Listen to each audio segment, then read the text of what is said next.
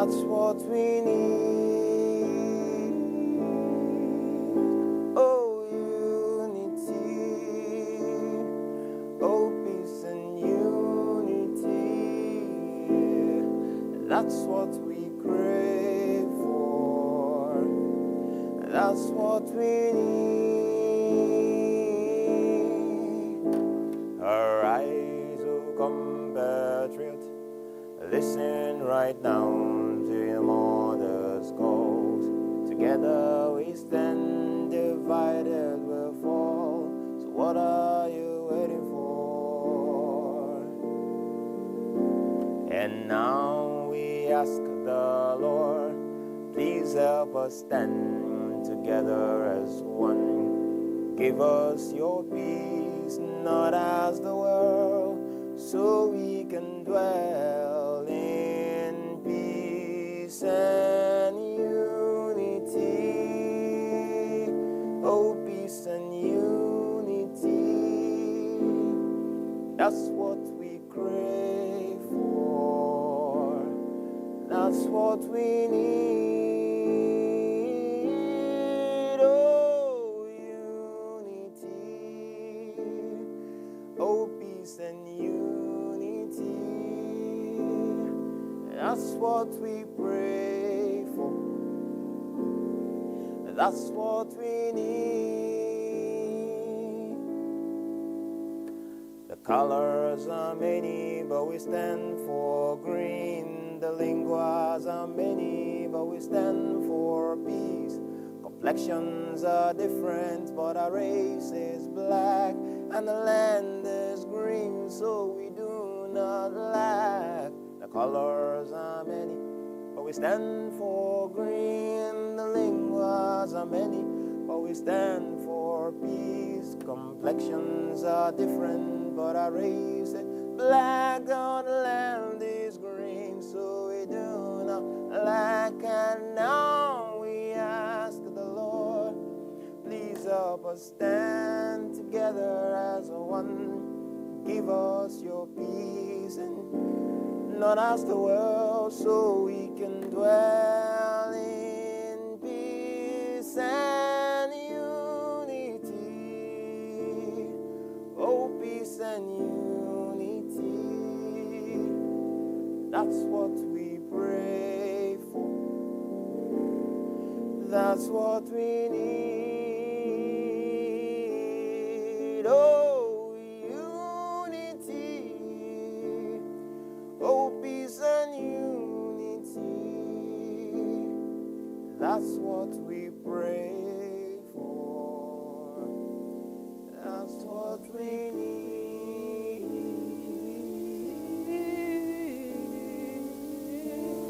Well done, Prosper. Beautiful, beautiful. Thank you so much. Indeed, in his song he said, the land is green. And it's no wonder Thelma and I are wearing green today, touch of green in our outfits, because of course the land is grey. Our focus today is on the land. So from the soil to the table, continuous farming habits and innovation will ensure regular harvest and food prosperity. Very true, Patience. Agriculture is a treasure trove of opportunities, encompassing the entire value chain to ensure food quality and adequate quantity. Imagine with me for a moment a world where technology and tradition blend seamlessly and crops are grown with precision and care. Wow, I'm already imagining. Indeed, the land is green, especially when all the potentials are well harnessed by young and progressive and hardworking individuals. Welcome to Weekend Deal. The hidden treasures in agriculture is our focus. My name is Thelma Bobazi.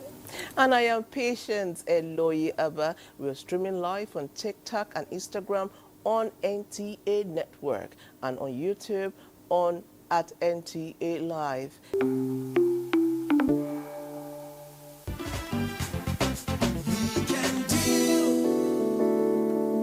The land is green, oh, and the future is bright. It's our destiny, yeah. watch our eagle fly. Peace and unity, oh, Niger full of light. Till eternity, yeah, we go there alright. In the midst of the darkness in Egypt, too, there is light in Goshen, lighting. In the midst of the chaos in Babylon, there is peace in Judah. When the world is turning on you, there is calm in Zion. When the world is burning like hellfire, we go there for heaven, there for heaven.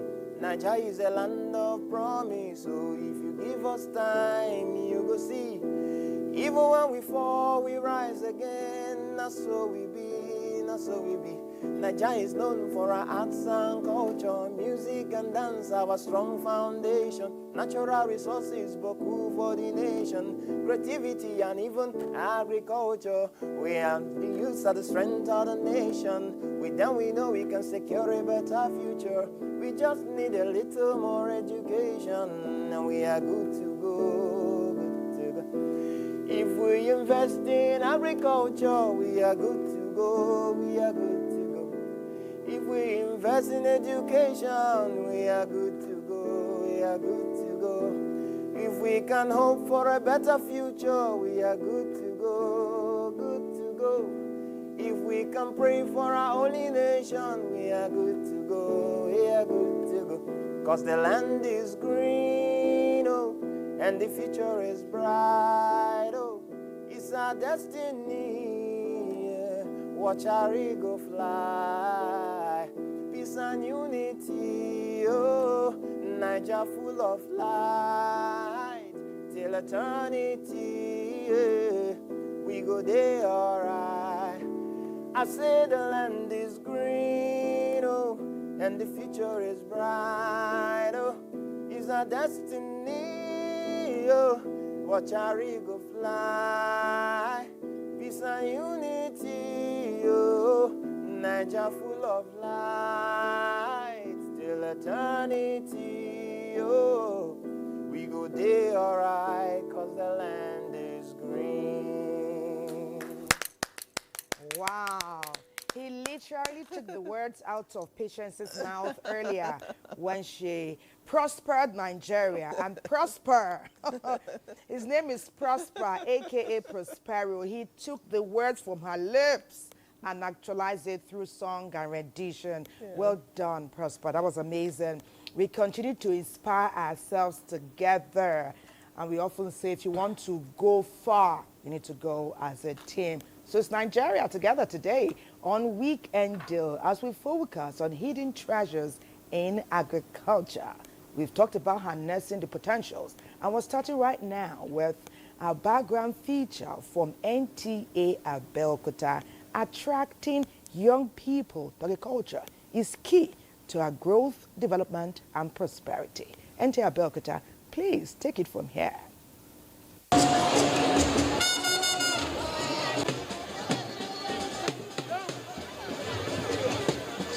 Farming populations are aging. Many farmers appear to have no successor, and it is widely claimed that young people are not interested in farming.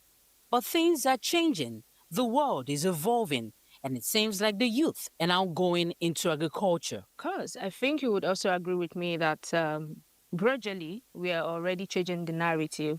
We now have young people like me and some other folks out there saying that I'm a farmer. In fact, we proudly had that to our name. And what do we now leverage? We leverage our creativity to say, how do we do things better? And that's where we bring in technology as an amplifier, as something we can leverage to do better, to create more opportunities. It's more like having to do something that cuts across what we call the triple bottom of sustainability. What matters to the people, what protects the planet, and also makes it profitable. Agriculture stands as a cornerstone for Nigeria's economy, providing jobs for millions and playing a pivotal role in the nation's GDP.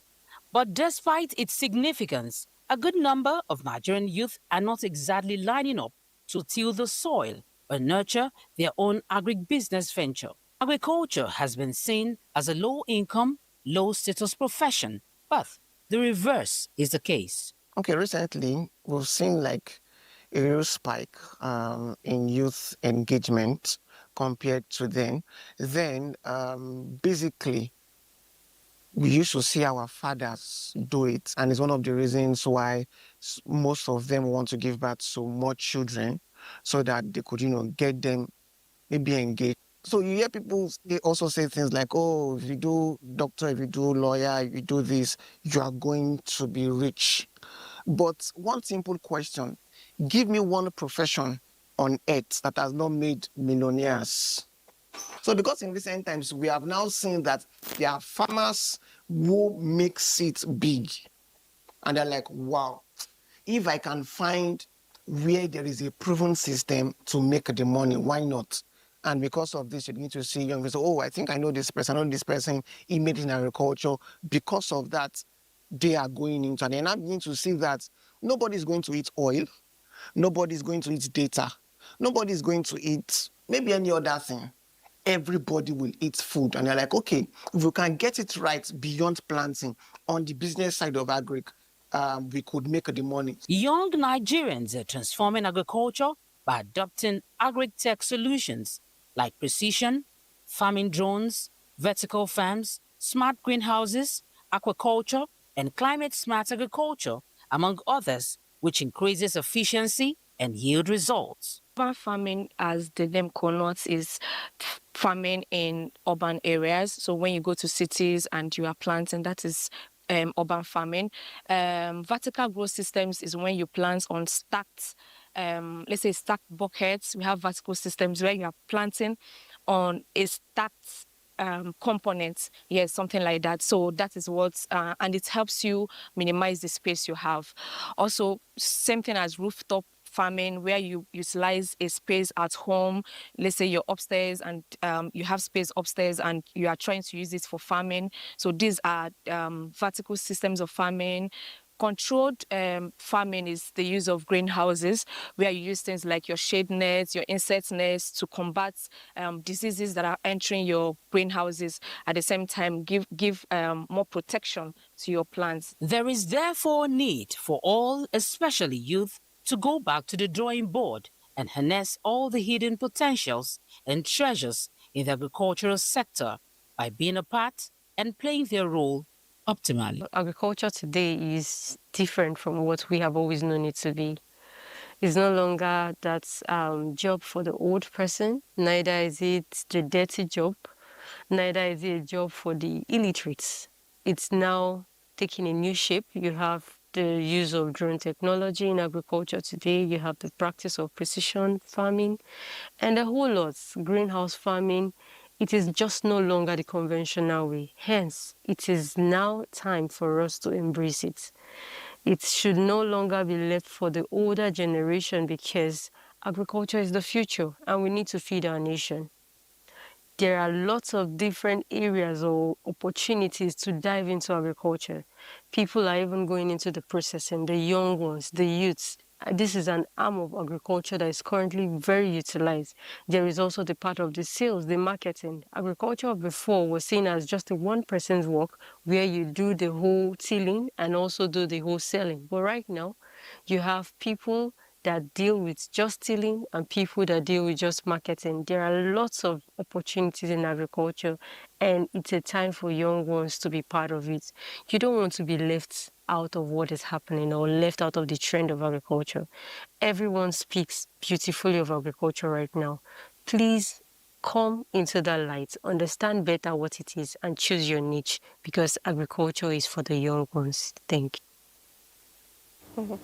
Thank you so much, NT Abuja. Indeed, agriculture remains the future and we need to feed our country. Young people, what are you waiting for? Come on, let's dig the soil and make our country even richer. It is time for us to start our studio conversation, and our first guest is here. He's a man who is no stranger to the soil. He is the MD. He's the founder, MD, Commodities Development Initiative. He is Roland Oro. Let's see his profile.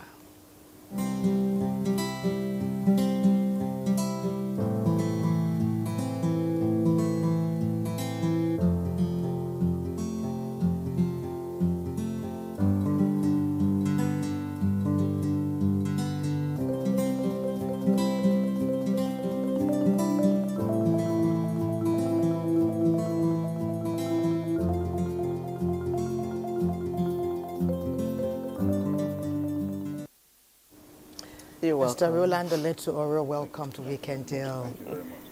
You know, we're just saying behind the scene that the profile and the man, okay, twin, brother, neighbor, but I think halfway into the profile, we finally understood deeply who we have here with us today. We warmly welcome you. Thank you. Our program is interactive. It's called the show. We know we'll get Nigerians keenly participating because they want to learn more about agribusiness and its entire value chain. Feeding a nation is big business, and it can encompass quite a number of people. But you have a very interesting background, which you said, especially as it pertains to Nigeria. Let's talk about $16.8 million over a 5-year period. What did that entail, and how did Nigeria benefit?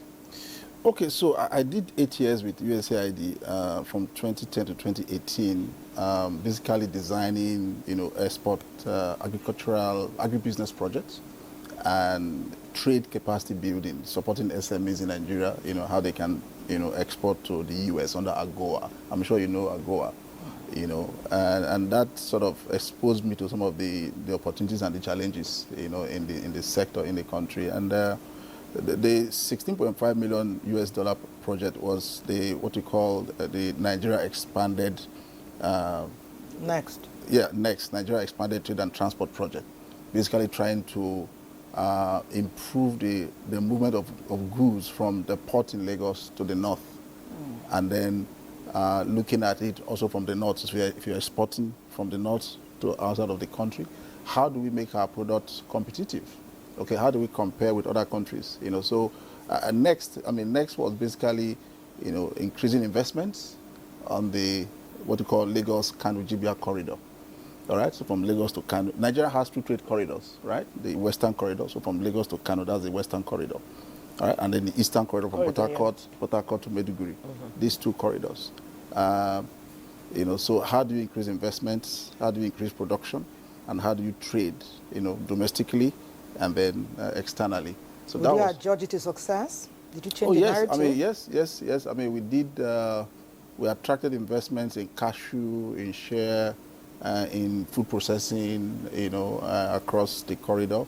And in fact, that explains what I'm using now in my present job, in Commodities Development Initiative. So what exactly is the commodity initiative? So we do 4 things, 4 interrelated things. One is attracting investments into the supply chains. Okay. If you notice, our agriculture is more subsistence. There are more of, smallholder farmers trying to produce for themselves what they can eat, very subsistent in nature. So there's need for more investments, in primary production, in post-harvest, in processing, and then other aspects, value addition, so that we can get, we can package our products very well. So that's one of the things we do, attracting investments into supply chains. Number 2 is, how do we improve the value chain? How do you make it more competitive compared to other countries? Because at the end of the day, you have to trade, right? Can I shock you? Do you know sometimes it's even more cost effective to produce rice in Thailand and land it in Lagos than produce rice in Kano and bring it to Lagos? Please, can you expatiate on that? I'm shocked. Yeah. You said you wanted to shock us. I am shocked. Expand on that. Exactly, yes. Yeah. So because of the production systems over there, in terms of the seeds, high-yielding seeds they use, cost of production is very, very efficient. So before you go far, I hope the high-yielding seeds you're talking about, they're not the GMOs. No. Well, maybe for now, yes, because I mean, GMOs basically it's responding to the need for increased production. It's not as if it's so bad. So bad. That means not so bad. Yeah, when you say not so bad, not the best. No. You have to let people know that this is genetically modified, organisms. You have to label it very well. You don't deceive people. If you do that, then people have choices. In the US, that's what they do. So, and it's in response to the need for more production. Anyway, let's leave that aside. Let's look at what I just said earlier on. So you have production systems that have been organized very well, very efficient, and then they produce, of course, with government support and all of that, improve yields, high yielding varieties and all of that, and efficient transportation. It lands in your market competitively and undersells you. So if you don't have organized systems, if your yields, I mean, unfortunately, we have very low yields across the board in Nigeria, even though it's improving now, but we used to have very low yields, Even with so, our good soil.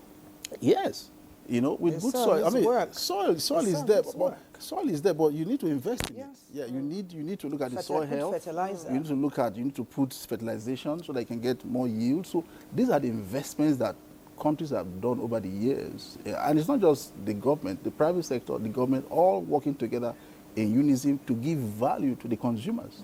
And that process, they create jobs. So, but, so you find out that because, look at our extension system, for instance, it's been neglected, because of, deficits in funding and all of that, But these are the challenges. But, despite that, we've been tops in some products. Okay. We're number one in cassava in the world. 60 million metric tons every year. Yeah? And we're exporting quite an amount of that. No. We use all of them locally, fufu and lafu, all these so things. the that greater we eat. success We're will not- be we're- where we are able to produce here and also to let the world know that we have this I'll and get come- them to enjoy yes, that. I'll come to that. Those are the opportunities, right? I'm talking about, even though we've not really organized our production, despite that, we are still tops in some areas. We're number one in yams globally. Yeah, number one in shea nuts, the one that was banned now. Yeah, number one. In cola nuts, number one. And then if you look at other products like soya beans, like sesame, we are top 10 globally. So you can imagine if we can organize our supply chains, Okay. we can take on the world. Okay. Yeah. It's our hope, when we talk about agriculture and harnessing the potentials Yes. that outline the entire value chain so that every home, Yes. the dream should be that every home Food should security. have quality food, Yeah. quality Nutritious and food. quantity Yeah. should be adequately represented in every home. We're Yeah. not there yet. Yeah. So the first, second, and third positions, we're not really impacting the common man. For them, it's just statistics. But we're talking about young, hardworking, energetic people Yeah. to bring them into this very interesting value chain to support and prosper Nigeria. When we talk about culture, people, even some adults, some mature people, always think of. Yeah. In spite of their Yeah. hearing the word mechanized farming, Yeah. they are still thinking of the Yeah. farm getting messy. Yeah. They want to be successful. Yeah. They don't want to dirty their hands, literally or figuratively. Our background feature today talked about attracting young people. They already have the entrepreneurial vision and mind. What they need is guardians, enlightenment. Yeah. And people like you are in the right position to Yeah. do that. Yeah. So they are watching today. What would you tell somebody who's 25, who is ready to be adventurous in agribusiness? So- How can they start off? Good. So let me let me tell you. It's a mindset thing. All right? I'm sure you heard about subsistent farmer. Who is a subsistent farmer? Is somebody he could be a victim of circumstances, maybe poor governance, no extension, no access to credit, no support, and then he now decides to be inward. Let me just provide for myself and my family. That's a mindset. Yes. Yeah. So but I think if we're going to unlock the opportunities, we have to look at mindsets, our mindsets, and even those in public service, those in the government that should enable, the sector. Now, let's look at the mindset of this subsistence farmer. He just, because of circumstance, perhaps, he resigns to faith and decides to produce for himself and his family. To me, I think that's a little bit selfish. Yeah, and there's a reward for that. He will be small. But look at the opposite, somebody who says, oh, I want to give something to my community. I want to produce, because don't forget there are people who they have nothing to do with the farm in the community, like health workers, like yourself, for instance. You're working in the NT, you don't have time to go to the farm. So you depend on someone to produce for you. Absolutely. Nutritious, clean, hygienic, safe food. So the mindset is what will unlock everything for us. That, oh, I want to serve, I want to give something to the world. By 2050, the world will be 10 billion. By 2100, Nigeria will be 750 million people. How do we feed ourselves? If we have this mindset of self, Subsistence. But I mean, okay, beyond the mindset, Yeah. can we look at some of the challenges why someone would say, let me grow for myself and my family? You Yeah. understand some of the challenges? For example, a young man today The who works. opportunities, Yes, even so I was outweigh going the to come to challenges. that. I was going to come to that. So of course there are challenges. Yes. Yeah, there are challenges. There are challenges. But you see, this is the point. I was going to look at an analogy that the guy who says, "Oh no, I want to do something. I want to give Back, I want to- Gary, not even give it back. I want to do it for commercial reasons. Yes, I want to make sell, I money, want yeah. to give something." What does he do? He goes, he looks at the situation. I need land. I need more land. Good. I need. This is not half hectare. I need land. Land. First of all, you start from the market. Who needs this thing? Go to your village. Let's use a village setting. Who needs this Gary I want to make? They are health workers. They are government people. They are everyone. Everyone. He knows the demand. He starts from the market, the analysis. He does the analysis. He does I need maybe 5 hectares to start with. I need 5 million naira. Or let's say, for talking sake, 1 million naira. He doesn't have it. He does his business plan. He looks for someone who can help him with the fund. This is what I want to do. I'm coming. I'm going somewhere. Okay, Just I'm follow me. listening. I'm keenly. Yeah. He says, I want to produce, this is the number of people who need this Gary. Yes. They can buy it at this price. I can produce at this cost. This is my profit. If I produce this, this is the profit I can share with you. He goes to someone who may have the money, or he goes to his local bank. The bank funds him. He produces, he sells it. The quality is good. People are buying. There's demand across the next neighboring villages. He expands. That's how things are done. From That's how small- countries grow and Can develop. I shock you again? There is a company that started doing something like this, but international supplies from Isolo here in Lagos in 1989. Today, it's almost a $40 billion business in this same country that we're talking about. They operate in 6 continents right now. Do you know 70% of their profit or revenue comes from Nigeria? It's a multinational company. Okay. So you can see, that's why I said, this is not about, it's about the mindset. Okay, good one. Okay, The mindset. having you have authentic information, because mindset is not an easy thing to redirect or to navigate. It takes but good a generation. thing, but good a thing we can do, and we don't have much time. Yes. We are the giant of Africa, and we need to take our place, Yeah. and not just on the continent, but in the world. Wow. So if we admit that we have the youths, we Yeah. have the population, Yeah. women, youths, we're out there willing and ready, and we say the mindset is the challenge. You know, we know that one man, you being here, is not going to change the narrative, but what else can be done? Because some are willing. There's a gap between information, enlightenment, Yeah. you know, and then the progressive development that Yeah. Nigeria needs. Yeah, it's a good question. See, look, I mean, people are looking for success stories. I'm sure, like as we're talking, people are they're hearing this information, they're inspired, they want to search more to know more. You know, we need successful, what do I call it, case studies that can be, publicized and people can. Entrepreneurs. Yeah, just highlight some of Let's the tell cases. their Yeah, stories. exactly. You know, that's what Nigerians want. I mean, Nigerians don't want to take last. You know, people are looking for Yeah. what they can emulate, and so that's what we need to do. Look for successful case studies and make it available.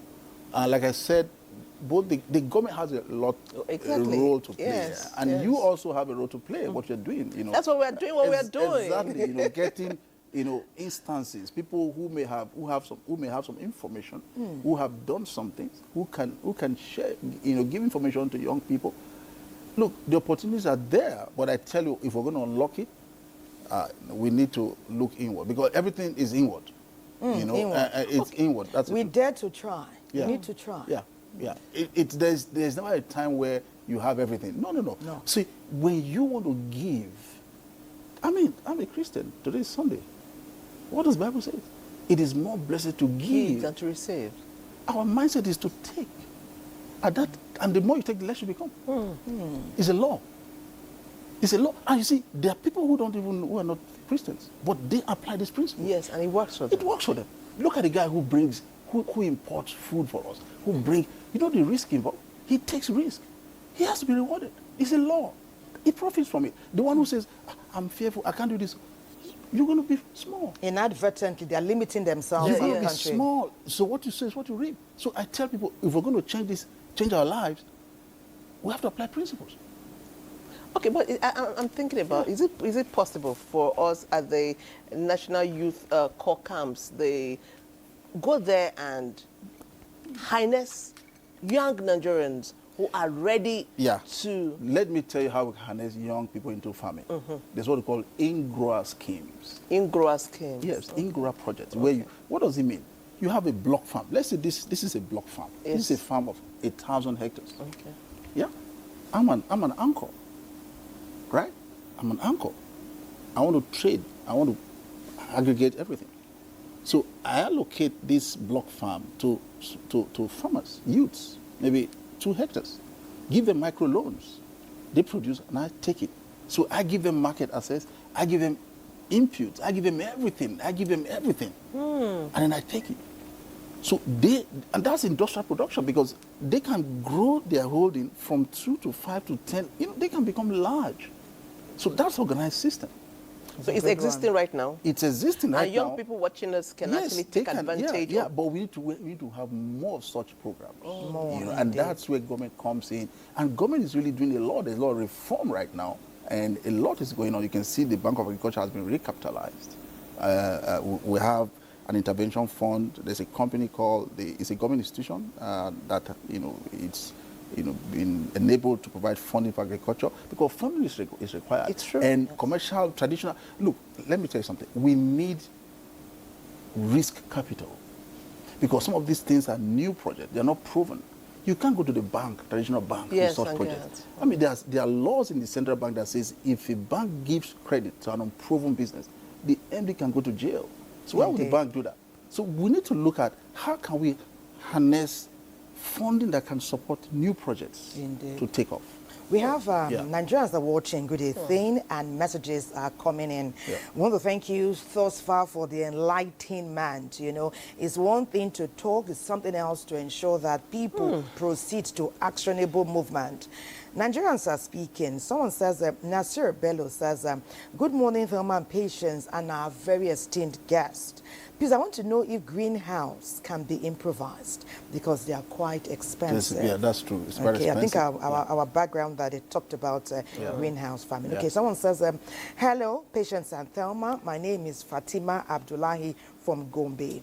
Please, the best information is sincere information. Thank you for giving us sincere information. Many people have had issues with GMOs, but when you're authentic and say the truth, then people can make choices just like you said. I was going to ask you something. Yeah.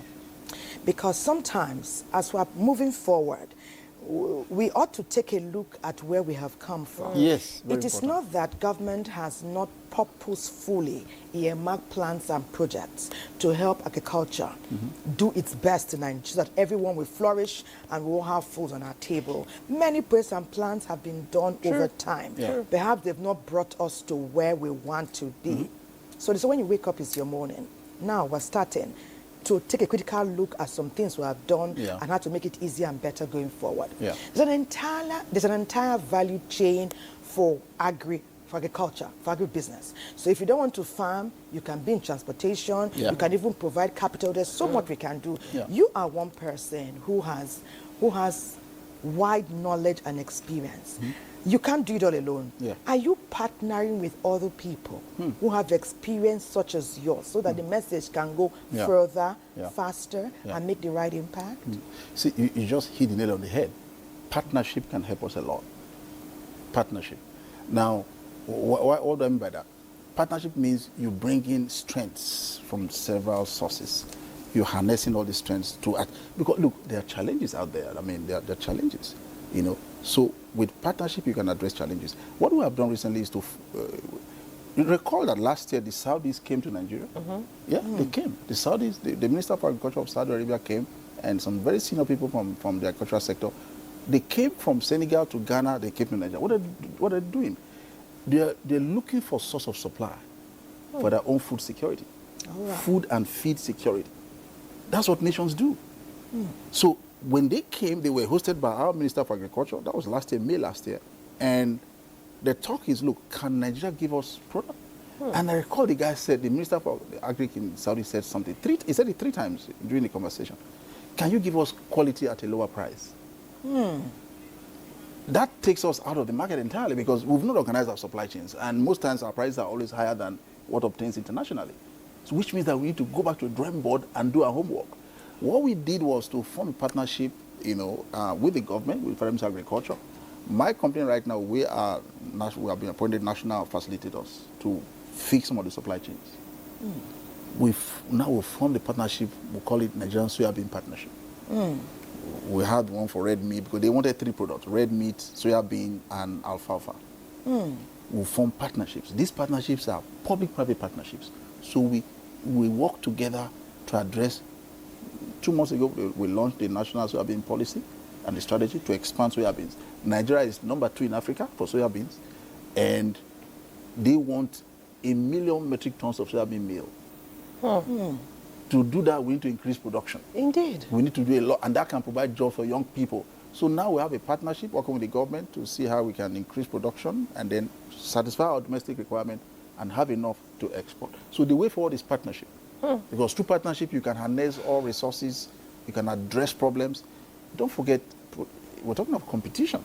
Nobody wants to sit idle for you to come and take their market. It's about competition. So you need to organize yourself very well. So I tell people the way forward. And then be strategic. Be strategic. You need a lot of data. I started from data, where the farmer in the village who check, first of all, to see who needs this product. What do they want? How do they want it? How can I make my own different? That's where it starts from. It starts from the marketplace, right? And then come back to production, and then connect back to the market. Once we can do that, we are good. So partnership is the key. And then all sectors, research and development, government policy. Government has to enable why the private sector, produce, and trade. Indeed, once you do that, you said we're it good. all, Mr. Oro. Partnership is key. And when it comes to agriculture, I would say that it is our wealth in our hands. With agriculture, the sky is just starting. There are hidden treasures in agriculture. And that's the front burner this morning on Weekend Deal. We know that everyone can grasp something in this entire value chain to ensure that Nigeria prospers and develops in optimal capacities. We'll come back to that conversation.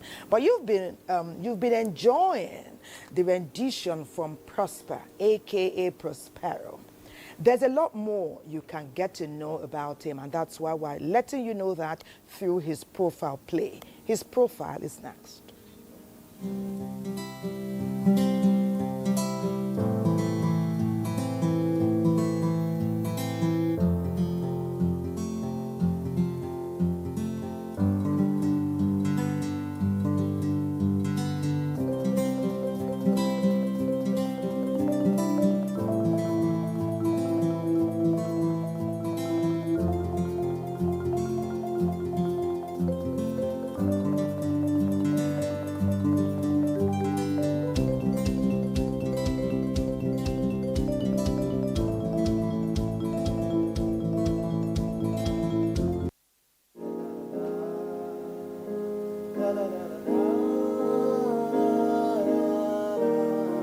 I'd like to talk to the youth of Nigeria. Talk to There's so them. much hidden inside of you that you can give to our country, Nigeria. He's So I'd rolling like with the to theme. Motivate you, encourage you. Listen. That's right. Everybody lives, everybody dies someday. Some of us will die, they will live forever in our hearts. But the ones who shine, pouring out their light each day, leave a mark of gold, never lost and never torn apart. Can't remain the same way you started. You've got a vision, don't leave it uncharted. The wealth inside of you, it is yearning to bless the world. Gotta let it out. Die empty, die empty. You must empty yourself of your treasures. Die empty, die empty. You must leave everything behind. Everyone is born with it deep inside. All you gotta do is to let it grow, don't let it hide. Let the world be changed by the working of your hands. Do it for the land, only for Nigeria to expand. Can't remain the same way you started. You've got a vision, don't leave it uncharted. The flame inside of you, it is burning. Revive the world, gotta let it burn. Die empty, die empty. You must empty yourself of your treasures. Die empty, die empty. You must leave everything behind. Listen, Nigeria is rich in agriculture. Nigeria is rich in minerals. Nigeria is rich in natural resources. So we must empty this land of its treasures. Nigeria is rich in agriculture. Nigeria is rich in minerals. Nigeria is rich in natural resources. What we gotta do? We must empty this land of its treasures. So you gotta die empty, and sure to die empty. You must empty yourself of your treasures. Die empty, die empty. You must leave everything behind. Die empty. I know Mr. Roland enjoyed that. He was tapping his feet. He was not, especially when he heard agriculture. Yes. Very, very important. So key. Very important. Yeah. Die, So key. die empty. Yeah. Die empty. Okay, so we're talking, my focus still remains on how we can make agriculture very attractive. Because we are calling the young ones. These people have short attention span. They want things that quickly they are making money. How do we make this sector that is so rich attractive to this young one, the Gen Zs, let me say? Oh, yeah, I mean, there are many ways, Yes. using technology, okay? And technology is not necessarily, I mean, it starts from the soil, the seed systems, improve seeds, high yield. I mean, at the end of the day, everybody wants to make money, right? So we need to have seed varieties that are very high yielding, so that when you produce, you can cover your costs and make money. Once money can be made, I'm sure you to be attracted to agriculture. So it starts from primary production. There are two things. There's agriculture, there's agribusiness. Yes. Okay? Let's use cocoa for instance. Yes. The product of agriculture in the value chain is the cocoa beans, right? Cocoa beans, that's what the back end. When you have your seed, you plant it, after some time you can harvest. What you harvest is the cocoa beans. Now, from cocoa beans, you can do a lot of things. There's chocolate, right? Yeah. Yeah. Indeed. Chocolates and all kinds of, Coffee drinks. yeah, all kinds of technologies, food technology. You have, and then there are professions, food technologies. Yes. You've seen in the retail shops, you see chocolate and what's it called? And there's a blend of chocolate and peanuts, chocolate and all kinds of So stuff. many so many things. things. Yummy All- stuff. All kinds of Yummy stuff. Yeah, yeah. So that's where people can apply creativity, and that's where the youth can play in some of those areas. But again, these things are capital intensive. So I really advise for youths to, and again, not just the youths, for government to use incentives Yes. to enable companies to have programs like I just mentioned, the Ingura program. Yes. That can accommodate youth so that they can work and earn money, save their money, and then they can decide to invest along the supply chains. Do you know, from cocoa beans to cocoa chocolate, cocoa beans, the global value of cocoa beans is just about 15 billion US dollars, while chocolate is 150 billion US dollars. Wow. You can see. Look at the growth Yeah. along the value chain. Yeah, but because of the value addition, the creativity, Yes. the investment, the promotion, everything that goes into it, so that's the way we should look at it. Agriculture is business, right? Yes. So we need to adopt that approach and look at how you can fit in based on the resources you have. Or even the one you can acquire, the one you can source for. Exactly. Because like you said earlier, if you want to wait for everything to be green, just like our It will land, take time, yes. nobody will ever take up. Yeah. I was just looking at, our children are often on social media. I was imagining a morning when I wake up, maybe you're 15, 16, 17, 18-year-old, oftentimes after doing a few chores, the next thing they take up is their iPad or their phones. Imagining when they go to some of their social media handles, the first thing they see is a 5-minute, or they have short attention span. Yes. Let's say 2 minutes talk, or very On creatively agriculture. being introduced into the value chain. Yeah. And you talked about giving back. Let us challenge you and your mentees. The next time we have a conversation, tell us what you have been doing, the giving back, that extra that is not Information. cash on Yeah. social media. Yeah. It could be about the agribusiness, because it takes someone that understands to even define and differentiate. Yeah. You could use 1 month to talk to them about the agribusiness, then again the value chain, Yeah. where they and attract them to you. Yeah. That may involve extra, Yeah. going to schools, Yeah. tertiary institutions, ensuring that a curriculum that we have at tertiary level will impute something about agriculture. But Nigerians are speaking to you. And they're doing that via our number here. Someone says, good morning. This is a very interesting program, and I'm glad I'm watching today. They said, if producing rice in Thailand is cheaper, and we're doing the same thing in Kano, but knowing that people can access the one from Thailand, is it possible for a company registered in Nigeria to produce in Thailand and bring it back to Nigeria? Is an Igbo man speaking. That's a businessman talking. Already is thinking. Yes. And where there's a gap, Yes. there's a way. To And fill there's the gap. progress already Exactly. almost assured. Yeah. Let me take a few more messages. Someone said, good morning, my name is Success Redeem. Agriculture is the only hope for the common man.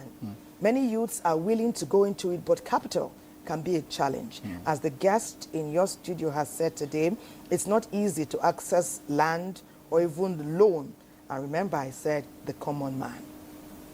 That it's more challenging for the common man. Yeah. Okay, Badamasi Dati from Jigawa says, I love what NTA is doing. Good morning to you all. Good morning. My suggestion is that the government has a big role to play. We Nigerian farmers are suffering with high cost of petroleum price and fertilizer. I said government should step in big ways to reduce the price of these two things. Is a major thing that affects and impacts us. Thank you for your nice program. One more?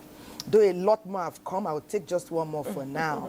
Thank you for what you're doing, NTA. I'm happy. I'm not a farmer, but I like what you're doing. I'm reaching you from Oka in Anambra State. Lady Gold is my name. And we're a group of women who are watching. So good a thing. Imagine we're touching families, groups, and a whole lot of people. Yeah. Beyond being innovative, ingenious, and wanting to make Nigeria prosper, people, when they see the gap, how can I make money from it? Yeah. So it's one thing to be interested in agriculture, it's one thing to get the capital, but how do I now turn that business into profit, so that when I'm feeding the nation, feeding Nigeria, you remember feeding the nation, right? Yeah. During the Operation Feed the Nation, yes. era, Yeah. much earlier. Yeah. How do I now put some money in my account so I can do more? Yeah. So that's a very good point. Viability, because people don't have the money. They go to those who have the money, either a bank or an investor or somebody who can take the risk. So you need to be sure of your production, okay? And look, we're in the age of information. We're in the age of information. There's so much information out there online, So what I advise young people to do is that, look, go online and search for information. There's nothing you cannot find online. There's nothing. There's nothing. Practically nothing. We have our social media handles, CDI, I'm on LinkedIn. You know, there's a lot of information there. But whatever you want to do, get the right information. Yes. You know, your production, your location. You know, I mean, there's a lot. Like I said, it starts from information.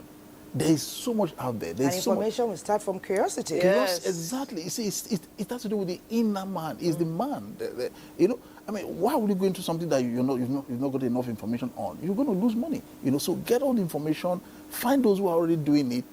Attach yourself, like you said. Mr. Oro. Like you said before. Intern. Go and learn. Say, look, I'm going to just learn. I can serve you. Don't pay me. I just want to learn, or give me some stipend, but I want to learn this thing. Once you get information, then you plug in, you know. But I think there's a lot, like somebody said, there's a lot government can do in terms of infrastructure. Yes. For instance, it's very expensive moving product by road. It makes our production very expensive. We need rail. We need rail lines. And I'm happy that government is working along those lines, you know, to have rail connection. Yeah, you know, because it's much cheaper. If you look at America, for instance, they move their agricultural products by rail and by sea, by water transport, which is very, very cheap. So it makes their product very competitive, and they can trade across the world, you know. So those are areas, those are ways government can enable this sector. Infrastructure investment, and the right policies, and then special funding, intervention funding, you know, so that people can access, you know, cheaper loans. I mean, it's very important that the cost of landing rice from Kano to the market here should be competitive. We don't want our farmers to start running to Thailand. Somebody's already asking question. Can I go to Thailand and produce rice? We want it to be done here. To key in. Yes, so that you can employ more people. When you do it here, you're going to employ more people. It will help in as far as the labor market is concerned. We've heard from your messages. We are talking in the studio, but the street is also talking. And so we are going right now to the street. And NT Abiyakuta will be leading that move. Let's see what the people on the streets are saying.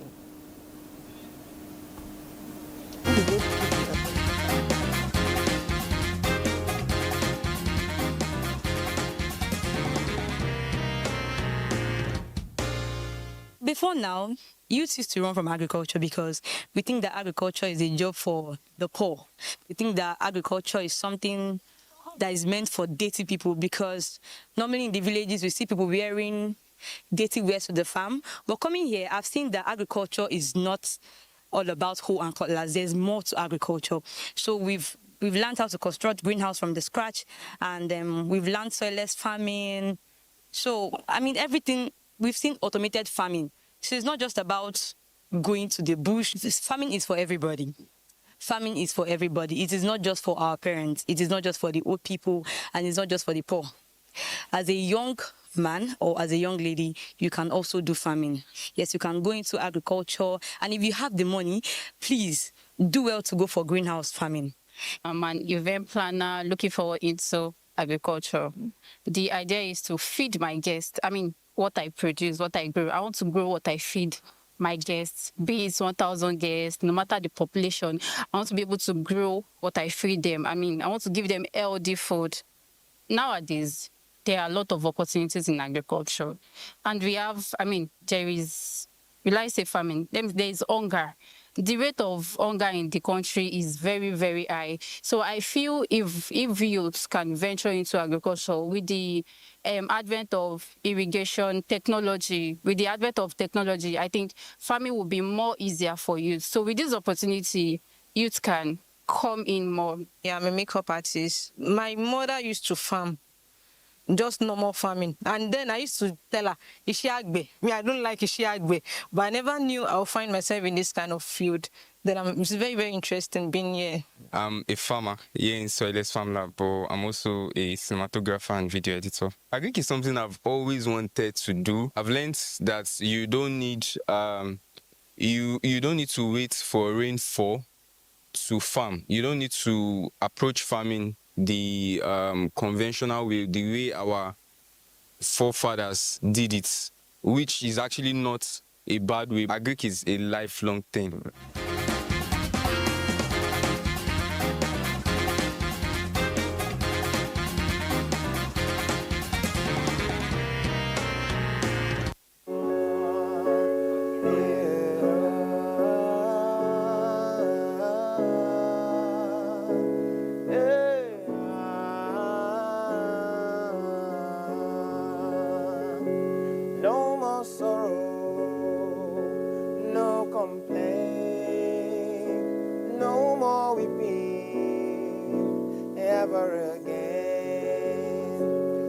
for tomorrow at the break of day. Joy will follow, peace will reign. This Nigeria getting better day by day. Just believe it and stand by faith. All our losses can turn to gain, and poverty and peace will reign. Oh, with joy we will draw from the wealth of this nation. With joy we will draw from the wealth of our nation. With joy we harness the wealth of the nation. With joy we harness the wealth of the nation. With joy we will draw from the wealth of this nation. With joy we harness the wealth of this nation.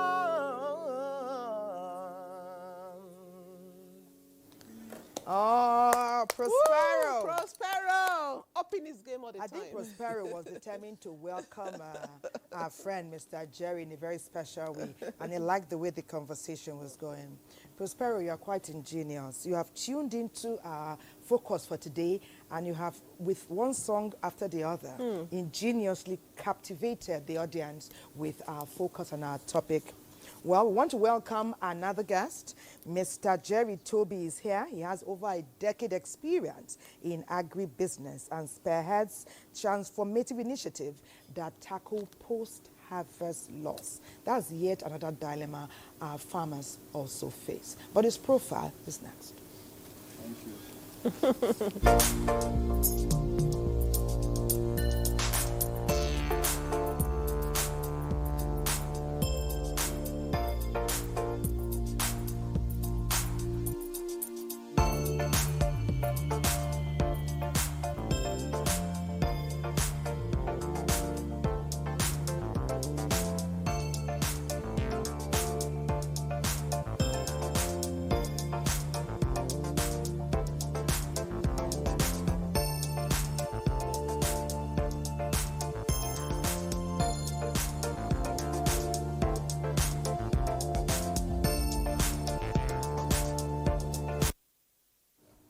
You're welcome to Weekend Deal. Thank you very much. So welcome. Thank you. Okay, it's good that you're joining our conversation at this stage because Mr. Roland has taken our conversation up there. So welcome to this conversation. Just tell me, how did you begin? What attracted you to agriculture? Yeah. Good morning, Nigerians. Announced. Thank you very much for this privilege and this opportunity.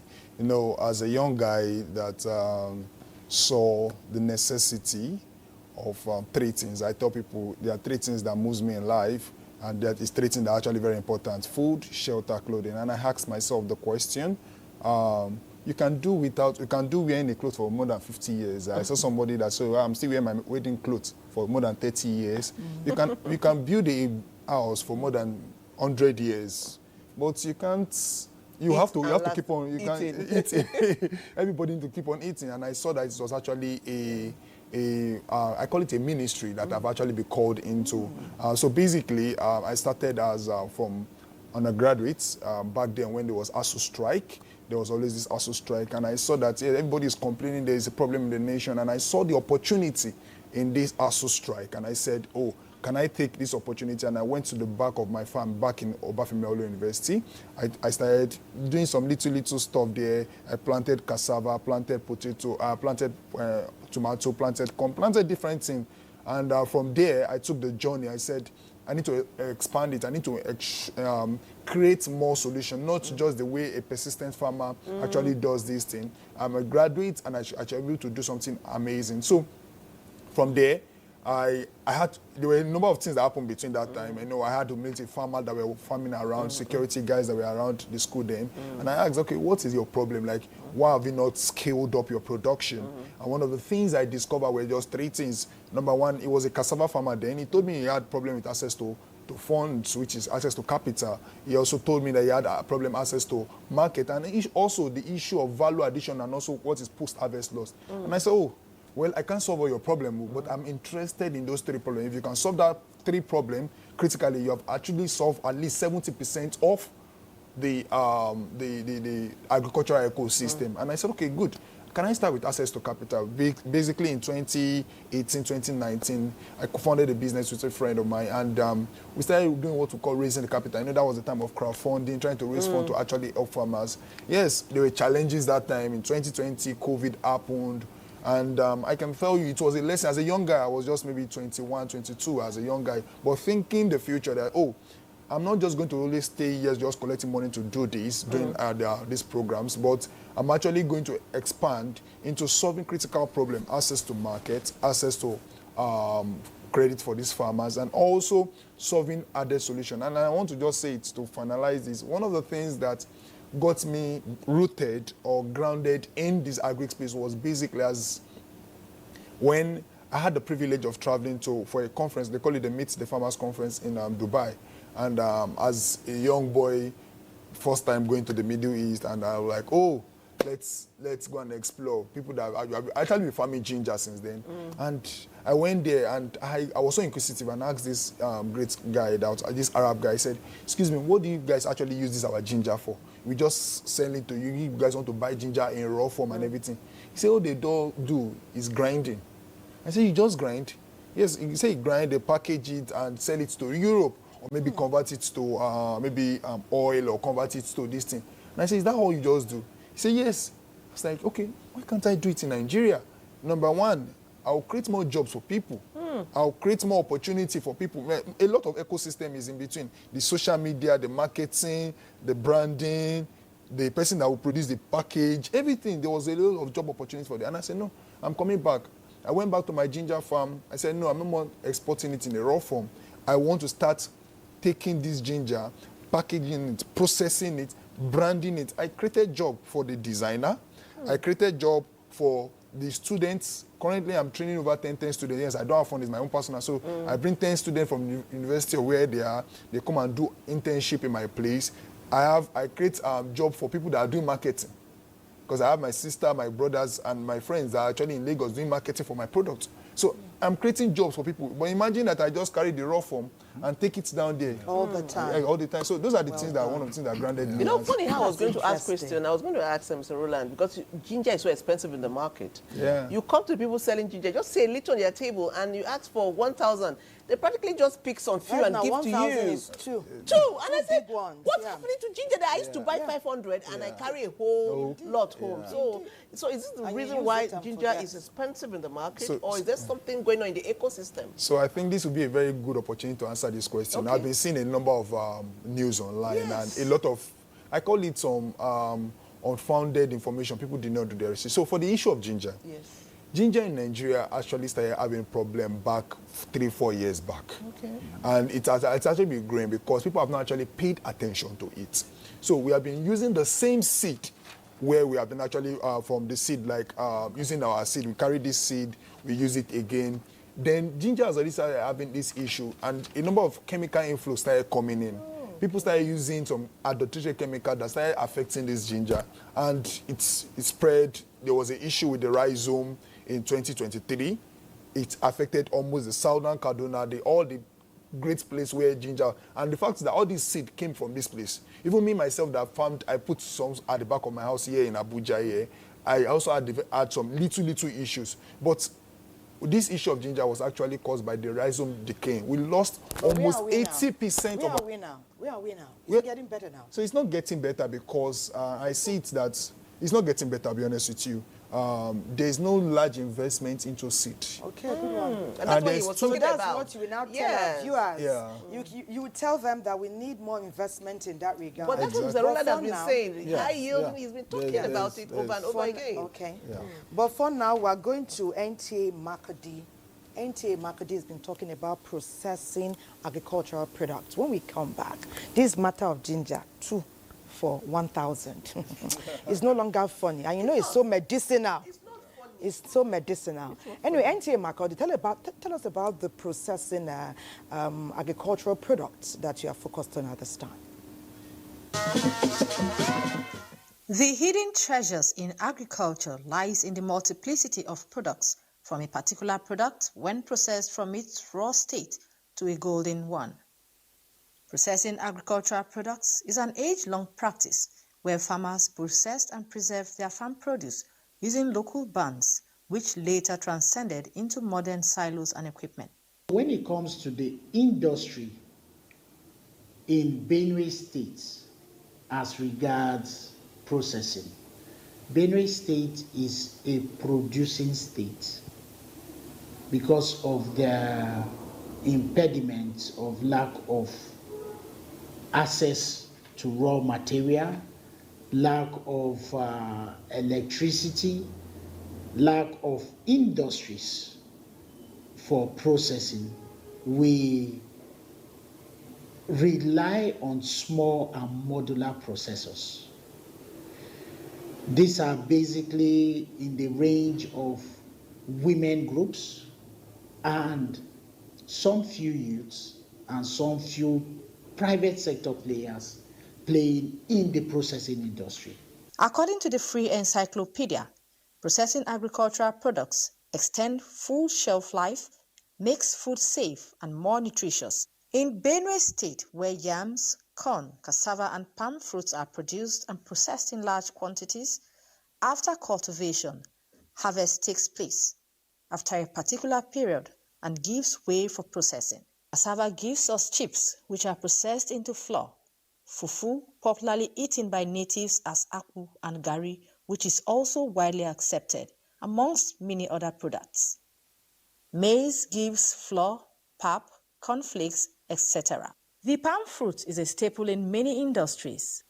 The palm oil, black and white palm kernel oils are all gotten after the fruit is subjected to boiling, pounding, frying and extracting into the finished product. It, however, requires precision and expertise. Through the innovations of young entrepreneurs, the versatility of our products tell the story of agricultural transformation that transcends generations to come. So our innovation in the food system speaks to biofortification, where we use biofortified food staples to process table-ready food products. We train people as well, and we are creating awareness for the consumption, the acceptance, and the production of more biofortified food products or staples in Benue State. Processors that are doing Tom Brown now in Benue, Makodi here, and they included the oleifers potato mixed with groundnuts, corn, and other products within. We had products like I told you about the yam flour, and we also have snacks from a combination of corn flour and vitamin A potato flour. And this mixture have brought out beautiful bread, beautiful chin-chin, donut, fish roll, egg roll, meat pie, and the rest. And these processors are available. They are here in Makodi that can be reached. So actively through the Ministry of Agriculture, collaborating with NGOs, we have been able to work on some of these processors, and the results are there. Their supply chains are improving. Indeed, hidden treasures in processed agricultural products promise a brighter future for the world. Thank you so much, NTA Makodi. I remember, when they talk about the post-harvest waste, Makodi, when it's mango time, the streets are littered, practically. If it's orange, it's the same thing. What can we do? Let me bring it to you. And that's a Benue mango. Mango that is amazing. If they give you one, the way we hold it in your hand like a precious gift. Yes, and then Indeed, it's wasting. It's wasting most times in Benue. What can we? Yeah. So for me, things I think, like that. Benue is actually. I'm getting some very interesting news from Benue that the governor is actually interested in investing into the mango processing chain, like turning mango to juice, turning. I wonder when people just even talk about just the fruit itself. Do you know the old tree of mango is a medicine on its own? I don't know, when I was growing up, we put mango leaf into agbo and the rest and turn it, and it's actually medicinal stuff. So there is opportunity, a big money value chain we are not looking at in the whole mango tree. So it's not only the fruit. So looking at the fruit, there are a lot of opportunity. I know that Tony Lumili, I don't know, invested one time, and I really don't know what's happening. I think the insecurity is actually affecting them a lot. And I think leadership, for me, I see it as leadership. A leader that has foresight. You can see what is happening in Lagos. Lagos don't have land, but they say they're going to invest into consumption ecosystem. They're going to create an ecosystem around the ecosystem of consumption, creating food hubs, this thing. Niger say, I am going to invest into production. So what is the Benue system actually saying? Yeah, what are they going to invest into? You're not just saying I want to invest into processing plants, but you must understand, okay, what other value chain system can I invest into? The mango leaves. People are packaging mango leaves. I'm saying literally the way you see it, they will package it. They will package it and package it and put inside nylon and sell it in US maybe at $5. Wow! So they're exporting it. Exporting it. This in mango leaf. Okay, let's hear from Mr. Roland. Mr. Roland, he brought as Jerry sat down, he first greeted you, say he's my father. So even in this agribusiness, there's ascendancy, there's mentorship and mentees. We cannot overemphasize that. But what brought Jerry to this platform today is his level of curiosity. And he doesn't have that mindset of me. We heard it from him. He was always thinking, what can I do different to make better? That's why you talked earlier about the mindset and all of that. But he preempted me. We've been hearing a lot about the Niger State governor, to the extent that he put his name, farmer. Governor. He put farmer before his name, and they're doing so much. And the reason why we know, I've not been to Niger in like 2 years, because he's utilizing social media. They're always there. Can we do more? Because the whole aim is to attract people so they identify the hidden treasures in agriculture. I agree with you. There's a lot we can do, just to create awareness, create platforms, so that we can learn from one another. We talked about partnership earlier on. In our case, we're creating all these platforms. We have what they call the Nigeria Agribusiness Register, which is a platform for sharing information, market intelligence. Right now, we're even managing what they call the EU Nigeria Agribusiness Platform. These are platforms that people can come in. You can ask questions. You can get market information, market intelligence. We cannot emphasize this enough. Youths, look, you have to go out there to get information. To talk to people. Go online. Ask for mentorship. It's you. You have to drive yourself. I read a lot. Personally, I read a lot. We all read a lot. To get information, to get knowledge. And I think I want to encourage young people to do that, so that, look, there is nothing hidden. Everything is there, is out there online. You can get information on anything, any production system, anything you want to do, you can get information. Even there's AI now. You can ask AI, I want to grow onions. What's the process? It will tell you the steps to take. It will tell you where to go and buy seed. Everything is there. But AI cannot give land, though. AI can also give resources. That's where I'm curious to know where Jerry got resources to take off. Jerry's young. Yeah. Where did you get your money from? Capital. So, one of the things I tell people is, I think I took the initiative myself. I come from a very good background. I was telling my father at the beginning, saw me, sent me to school to go and study economics. I was a good economics student, but he expected me to go and work in the bank, because I came from an African family, thinking that I would go to the bank, go and work in IFC, go work in IFL and this thing, and become a great guy. But I decided to take the list, and I did not get any support. I'll be honest with you. But one of the things I think youth need to do, it's one of the things that actually made me succeed today is, number one, resilience. Inquisitiveness. I'm very inquisitive to know what is eating. And curiosity. So Jerry, and I need us to break it down, because I need us to keep it real, as in your experience. So it was ASU strike, and you decided to farm somewhere in your school. In my school. Ife. And then the farm grew, and you sold it. Were you happy with the proceeds you made? why did you push forward after the first time you farmed? Oh. Let's see your real experience. So to every young, Yeah, I need it's, to yeah, hear it's it. actually very interesting Yes. because I'm actually remembering now that the first time I farmed, I actually did not succeed. Okay. Because I was not a farmer before. I came from Lagos. I've never done crop farming before. I just did something just to see how it looks like and everything. The cucumber did not grow.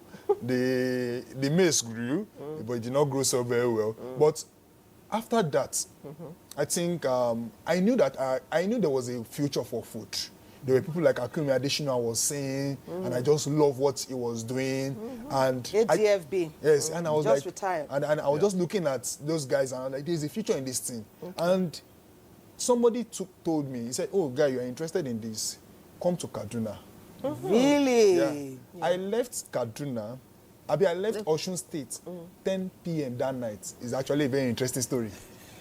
I left 10 p.m. to enter night bus to come to Kaduna. He said, that's the best time to come. Like, it's not good to go to. I'm serious. Like, I said, okay, no, I risked it.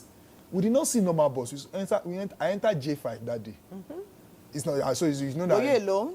Me and my friend. We entered That's J5. what we want to hear. Are you working with him today? So today is late today. It's late today. May his Lord bless his soul. Yeah. So you got to Kaduna? We got to Kaduna, and when we landed in Kaduna, I've been seeing people farming in the south. And sorry to people in the farm, but guys are not actually really farming. I saw the landmass, and where I landed was Jere. I don't even know that pivot system in Jere. I know that place is massive, and I saw that people are farming here. I said, I'm not living here. I said I will spend 2 weeks. I told my parents I'm going to spend 1 week, 2 weeks. I'll be honest with you, I did not leave Kaduna for 6 months. Wow. It's a good story. Let me tell you. So that's an informal internship. Yes. You know, we emphasize you have to learn it. So immediately I got there, I was like, I saw a massive land. Somebody now told me, say, hold on, don't farm it, don't farm. Get your ginger, buy ginger. It was even expensive at that time. They were selling it at 4,000, 5,000 in December. I came in January 3rd, and I said, okay, let me carry. I bought ginger. Studied. He said, don't worry, watch, keep it in the store. I partner with some persons. I met a person, and in mentorship, yes, for me, one of the things that has made me grow is actually listening. In the multitude of counsel, there is safety. So I listen to different counsel, different people, so what do you advise, what they are. And people advise me as a young guy, saying that, oh, this guy is interested. I reached out to the person, and I kept ginger 7,000. I won't tell you how many bags, but it's a lot of bags. It's more than 1 trailer, it's more than 2 trailers. And I told you, I got money from different investors in different places. So, and I kept it 7,000. We sold it at 15,000. We sold it at 16,000. Profit. Who told you I will not sit down and... My goodness, why would you live in Kaduna? Why would you not relocate? That day, immediately we got our first alert. We rented house. We said we are not good. We were actually just staying with somebody before. We said we are going to rent our house. Nice. And we stayed there, and I can tell you, yes, it has been a lot of journey up and down, as I was saying. I told her initially. There was a number of stories. At one point in time, if I told you that I was actually kidnapped. Did you ever think of giving up? Huh? I was kidnapped. So that's what's giving up. At one point in 2023, I think that was the year in 2022, there was a year I know Mr. Roland. That was the year I was working. I had to, okay, the guy, step aside. You have suffered so much, you lost so much. Can you go and just work? So I went to go and work at USCID, Feed the Future, and I had some experience, worked at JICA, worked at Elo Tractor, had that experience. And that was actually gave me broad knowledge. I worked at these different places. I also knew that it's not about just farming. There are opportunities within development sectors. So, and I knew that, I can marry development sectors. And until today, I can tell you, by the grace of God, about opportunity to meet with the minister. The minister, if there's a picture, I don't know if that picture is being shared. The minister came to my factory. You have a factory now. Yes. But in economics, what you studied in school, have you been able to apply it in any way? Oh. Would you say it was useful?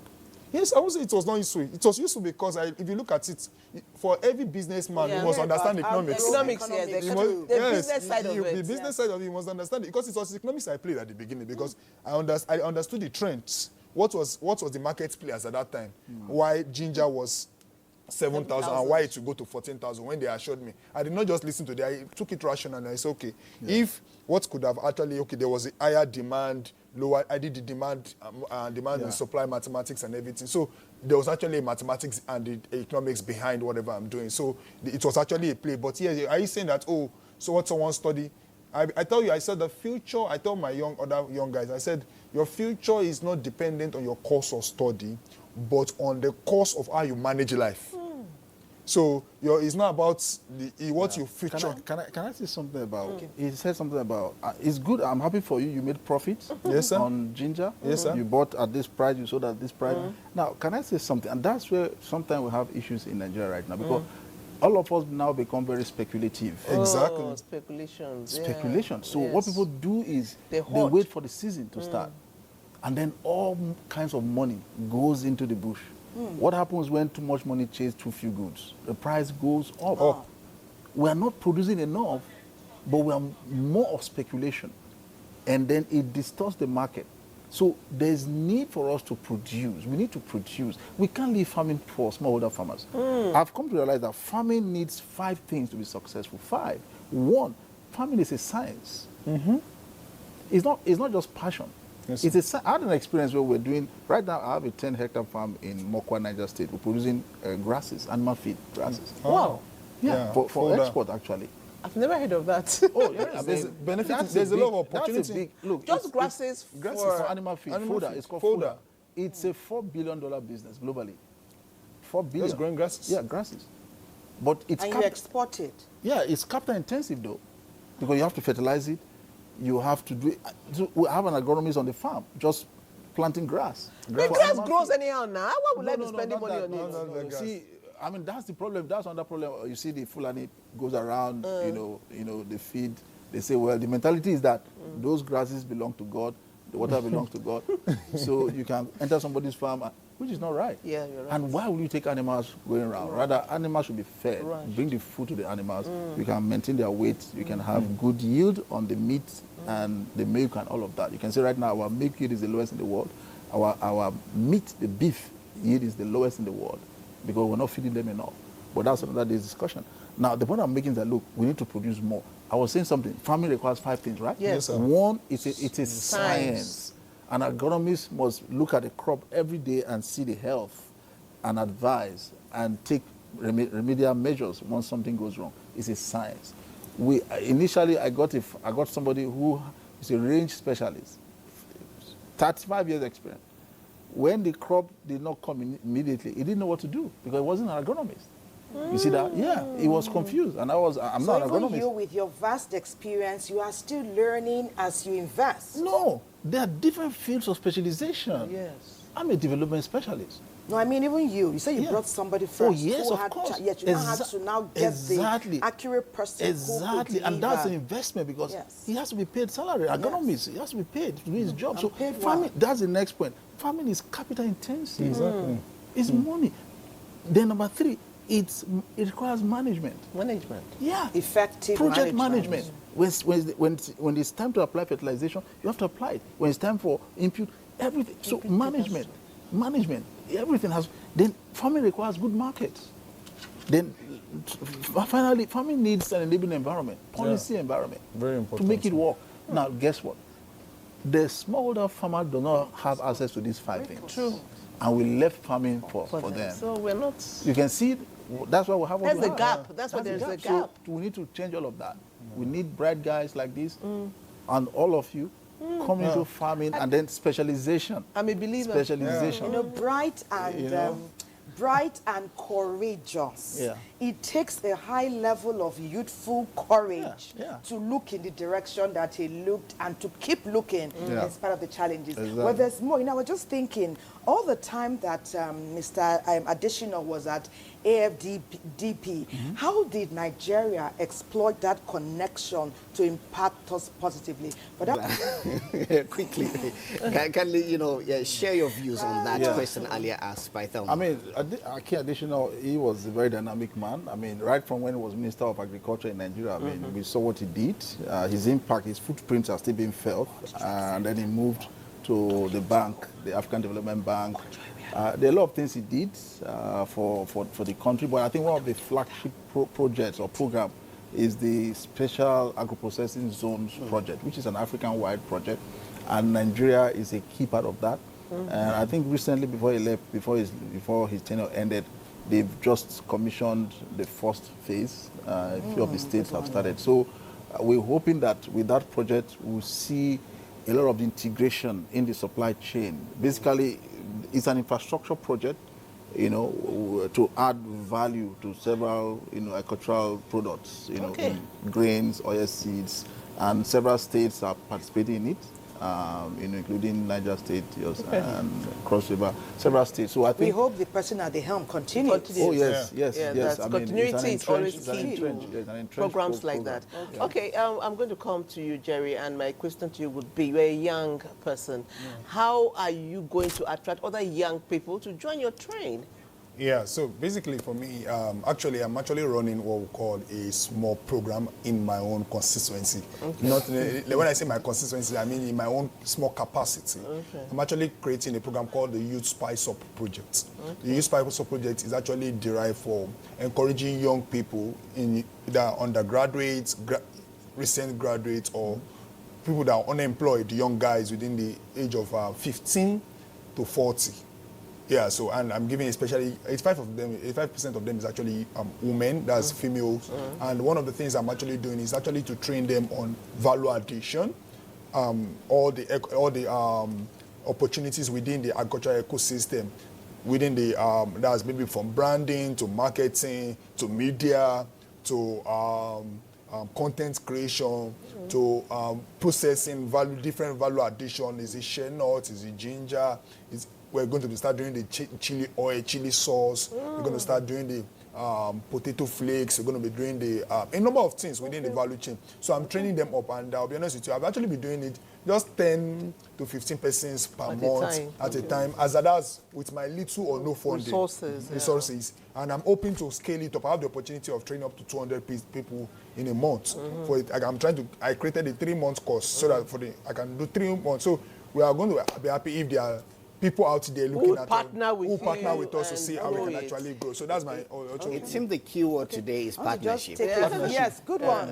Like Lady OK, we say let's niche it. Let's niche partnership.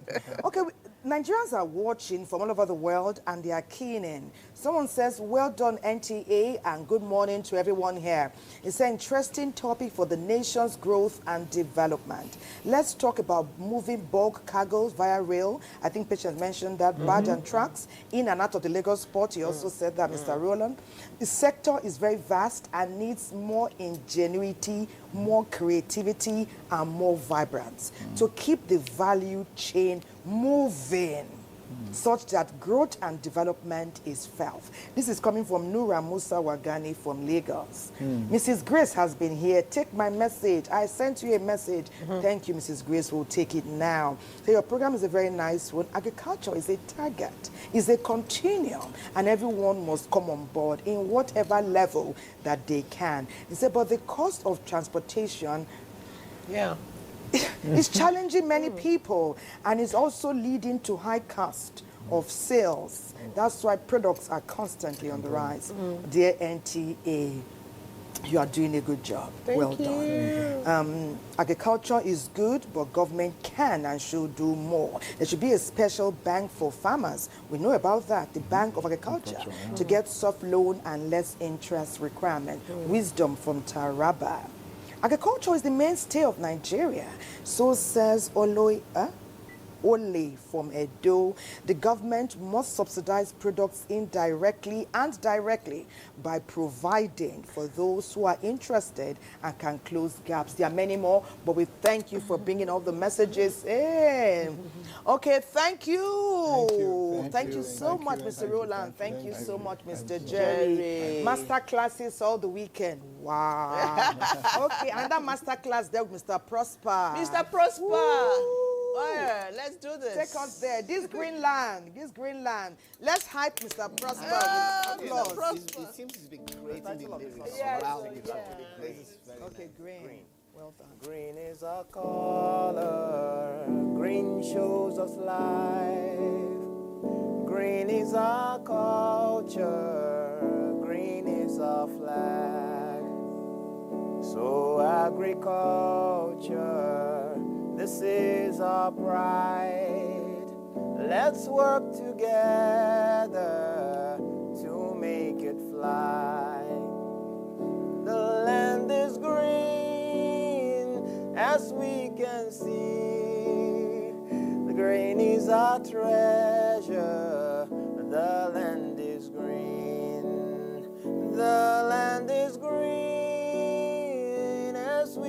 can see. Oh, green is our treasure. The land is green. Green makes us better. It goes with white.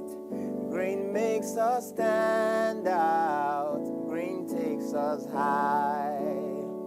Green is our culture, the cord that binds. So agriculture will make us fly. The land is green, as we can see. Green is our treasure. The land is green. Oh, the land is green, as we can see. Green is our treasure. The land is green. Green is our silver. Green is our gold. Green makes us confident. Green makes us bold. This agriculture, treasure untold. Let's work together, help it unfold. Oh, green, the land is green. Oh, as we can see. Green is our treasure. The land is green. Oh, the land is green, as we can see. Green is our treasure. The land is green. The land is green. The land is green, as we can see. As we can see. Green is our treasure. Green is our treasure.